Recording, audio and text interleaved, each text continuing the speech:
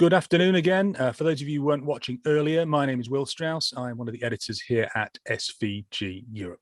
In this session, we're going to explore how rights-holding UK broadcasters are reducing the environmental impact of producing and distributing live and highlights coverage of Premier League football.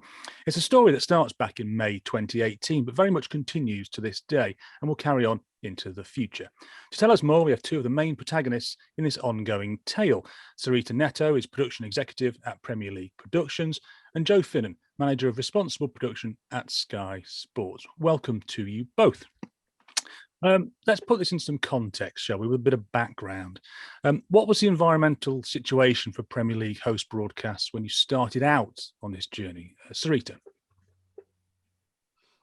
I think it's fair to say that, there was not a lot of collaboration at that stage between the various stakeholders working on Premier League productions. And I think Sky obviously were already on a journey with that, and they'd obviously done some work with the ocean rescue.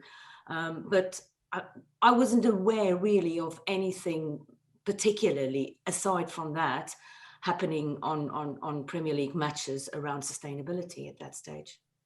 Yeah, I totally agree. We really hadn't done that much. Sky Sports started with the plastics in 2017, July 2017. So that first season, we were all trying to reduce the amount of single-use plastic, mostly with water bottles.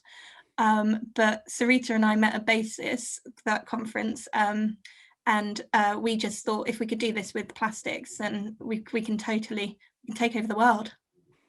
Absolutely. So what was it that prompted you to take action then? I think when we were at BASIS, we obviously came in contact with a lot of the suppliers that we work with on the matches. We had the OB providers there, and we had the other host broadcasters, or some of the other host broadcasters there. And we were sort of set into groups to discuss things at BASIS. And it was those discussion groups which sort of just sparked something in us. I instinctively thought, well, why are we not talking about this together? Why aren't we working on this together? And would it be so hard to actually all get in one room and sort of collectively think about what we can do? If we've got one common purpose, it makes it so much easier. Yeah, and it didn't feel like it was, in the past, it might have seemed a bit blame gamey, that we are doing our part, they're doing their part, the suppliers are doing their part, and actually let's all come together and try and see what we can all do to make a difference, because we all need to work together. Absolutely. And so with that in mind, what were the next steps, and which partners were you talking about? Who were you consulting with? And I guess, importantly, what role did the Premier League itself play, Sarita? I think the Premier League had to play a pivotal role, if I'm honest, because they were, as the league and as ultimately, the client who had the conversations with everybody, they were very important in trying to get, to sort of facilitate that. And we had to get their buy-in. If we didn't have their buy-in, we would be able to go nowhere. And I think, Nathan Nightingale, head of operations, were very keen to get this going, and was instrumental as well in sort of talking to some of the other production companies to get them, the Sunset and Vines, who does work with BT Sport. So they played a very pivotal role. So that was the most important part, to actually try and find out who everybody was, the right people at the various places, and get everybody into those first meetings. So when everybody around the table, then the next step was actually to do some research, wasn't it? So you had everybody's part to play in that. So it was the idea was to calculate the carbon footprint of a Premier League game week, which is 10 matches. So that's 4 host broadcasts by Sky. It was 1 from BT, plus PLP yourselves had unilateral OBs at all the live games. And then there was 5 games that were not live, which were covered by OBs shared between BBC and Sky, plus, of course, the unilateral OBs for the international broadcasters. Added those carbon footprints up, and then times it by 38, which was the number of game weeks, of course, which gives us an overall figure. Joe, what did the findings tell us? So that travel is the major part on that. I think, Sarita, you've got the stat on how much of an impact that's had. It really did open our eyes. I absolutely have to admit, I thought power was going to be the big problem. Traditionally, we were at that time, we were running on diesel generators. We were very quick to, and have always been very quick to, try and find the best solution, or alternative solution, or greener solution, I should say. But actually, travel for the freelance community was such a massive part of it. Was that a surprise to you as well, Sarita? Yeah, it was. You know, in the couple of meetings before we started the actual carbon footprint work for that match round, we all spoke about, I mean, the discussions always were about power, you know, because we all just in our heads thought that power would be that big single contributing factor to the emissions.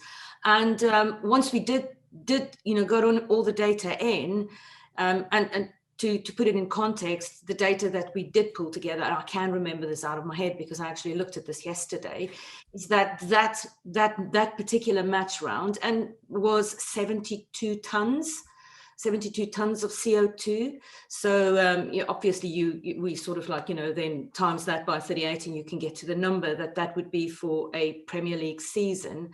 And I think, if I'm correct, I think only about 10% of that was related to power. The rest was all travel and office, you know, the office emissions that, you know, in preparing for those games and that sort of thing. So yes, what was a massive surprise. And I think the discussions around the table that day, I don't think we really came away with a solution that day, because we spoke so much about the contribution that freelancers have in that equation. It wasn't that we could instinctively come up with a solution to say, well, you know what, I think we can reduce it by X. But we did broadly sort of look at that and say, well, we should set some targets, how conservative they can be. If we set some targets and we get a 10% reduction on everything, what would that do throughout the season? And which is what we sort of broadly did there at that time. Thank you. And it also was a really eye-opening opportunity, I think, to us all, how different we are. And of course, we always know that sport outside broadcasters is a lot of variations, a lot of different ways of working, even just between the companies or the other broadcasters. But I think it was a real eye-opener to Albert as well, that we do need to get a sport consortium in place to all talk to each other, and also to try and tailor the Albert system to fit with the sports model, because there are so many differences there. Yeah. Absolutely. What were the goals then? What were the targets that you set, and did you take into account other frameworks or initiatives when you were putting those goals together? If I'm honest, the targets were very broad. So we basically, between ourselves, discussed there that we should look if we could reduce travel by 20%, and power, we said 10%, basically the emissions of power by 10%. And that would have given us sort of a reduction overall. That would have given us a reduction from 72 tons to, I think the number was 62 odd tons per match round, which then obviously, you know, it does become it makes a difference in a typical year.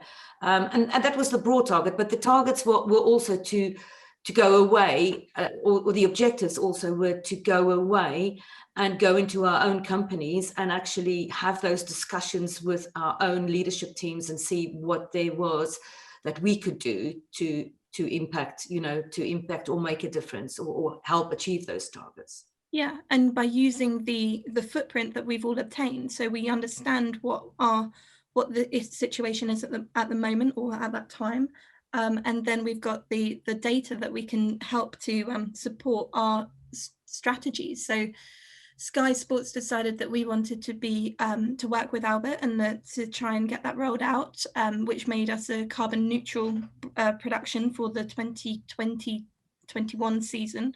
And also it worked nicely with timing wise with Sky Zero, the launch of that campaign as well. So fast forwarding to now, what's been done? We've kind of covered that with the goals, but what's the current situation, and has it improved to the level you hoped it would do?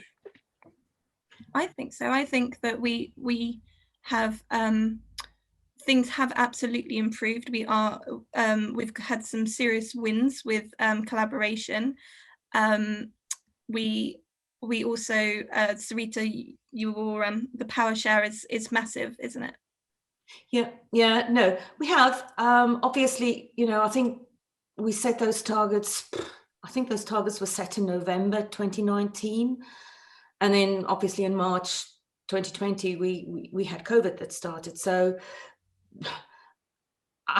coincidentally, I think actually COVID had some good results for that footprint. We haven't really done that footprint again, which is something that I am quite keen to do quite soon as we turn to normality. Quite keen to do a similar sort of footprint again to see where we are then. But COVID obviously started escalated the remote productions, and just by the nature of sending less people on site, BT as well as Sky, that travel footprint would have come down massively. I think also from that conversation, there's our OB suppliers also started having some of their trucks up north. So so those trucks weren't traveling up and down the motorway. So they sort of decided to keep more trucks in local areas. Power sharing, as Joe mentioned, was massive for us. Maybe not so much for Sky or BT, but obviously we would always be using our own generators when we would go on site. And after these discussions, you sort of having these discussions, then said, well, okay, fine, why don't we just power share with each other? And obviously then, our footprint came down. Premier League Productions footprint came down by 50 tons over the year by just doing the power share. And obviously Sky then actually looked at the greener fuels as well, which sort of, it's a win-win situation, being able to work together. Absolutely. And the biofuel that we've just introduced, that's industry wide now. That's on all our Premier League matches for all broadcasters, I believe. So that is again another example of how we're sharing good working practices. And Sarita, you just mentioned the suppliers. So while we've all been working with our suppliers for a long time, of course, we are all sharing the benefits of them going on the journey with us, because they are all reviewing their own carbon footprints, looking at what they're doing operationally and starting to make strategic changes. But if that's their fleet, if that's changing their base to renewables, we will all see the benefit of those improvements. Thank you. And Joe, staying with you, what else needs to be done to get to net zero carbon? What are the next steps? So Sky Sports and Sky's target is to be net zero carbon by 2030. So what's been brilliant with the footprint that we did together is that we understand what we were traditionally. So because of COVID, that really accelerated our switch to remote productions on the Premier League. So to be a net zero carbon broadcaster, we need to not only offset our carbon emissions, but we need to prove that we've reduced our emissions. So Sky's strategy is, I believe, 50% reduction in our carbon emissions, and then what you can't reduce, you are offsetting. So of course, remote production has massively reduced the amount of people that we are traveling. Those people are still being utilized and are working at base at Osterley, but the amount of travel around the country of equipment and people has reduced significantly. So that, of course, is a really good step on that journey to net zero. We need to work again with the Premier League and the venues to try and embrace public transport, car sharing again when obviously COVID restrictions are lifted and we can encourage those types of travel. And work with the venues to help us integrate electric vehicles and power, shore power, so we're not traveling around generators, and yeah, that's my big hit, because we know that travel is such a huge impact on our footprint. Thank you. How does all this dovetail with your wider initiative, Sarita? So within IMG, or even within global sustainability frameworks, for example, how does what we're doing here, what we're talking about here, fit into the bigger picture? For us, certainly at IMG, the work that we started with EcoOB was the catalyst for, or the role, the model for what we took into the company when we drew up our IMG's policy, sustainability policy now. And that very important part of clients, of reaching out to clients and other stakeholders within your framework, is now happening in the rest of IMG as well. You know, obviously we've got big other federations that we work with, quite a few other federations that we work with, European Tour, Rolex. You know, there's a lot of other federations that we following the similar sort of models, and that, you know, those principles are in our policy that has launched now as well. So it's shown that what we can achieve, and it's taken that example into other areas of the company working on similar sort of models. Thank you. And Joe's already mentioned, but you've said how Sky's obviously got a very broad corporate target, should we say, but it does fit in. What you're doing here is feeding into that, isn't it? Absolutely, and it feeds into, so Sky was the first broadcaster to sign up to the UNFCCC as well, which of course matches the guidelines that the EcoOB's got as well. So it all ties in together. It's all part of us all looking at our strategy and how we can be more sustainable. Thank you. To wrap things up, let's see if we can share some learnings with the audience. Starting with you, Sarita, what advice would you give to other broadcasters or production companies working in other football leagues or tournaments who are looking to reduce the carbon footprint of their host broadcast? What would your advice be?